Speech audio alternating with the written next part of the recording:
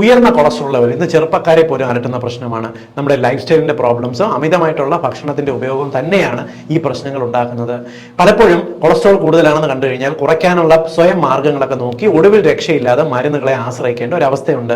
എന്നാൽ കൊളസ്ട്രോൾ കുറച്ചു നിർത്താൻ, പ്രത്യേകിച്ച് ചീത്ത കൊളസ്ട്രോൾ LDL കുറച്ചു നിർത്താൻ സഹായിക്കുന്ന 2 സൂപ്പർ ഫുഡുകൾ പറഞ്ഞുതരാം. പതിവായിട്ട് ഒന്ന് കഴിച്ചിട്ട് കൊളസ്ട്രോൾ ടെസ്റ്റ് ചെയ്യുക, LDL ഷൂന്നും കുറയുന്നതാണ്.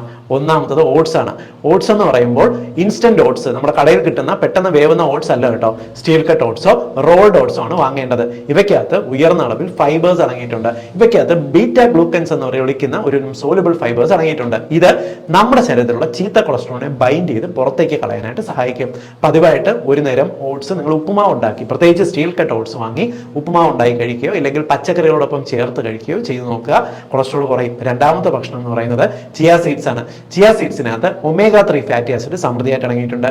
ദിവസവും 1 ടേബിൾ സ്പൂൺ ചിയ സീഡ് നിങ്ങൾ ഒരു 11 മണിക്കോ 4 മണിക്കോ അര ഗ്ലാസ് മോരും വെള്ളത്തിൽ ചേർത്ത് ഒരു 15 മിനിറ്റ് വച്ചിരുന്നതിന് ശേഷം കഴിക്കുക.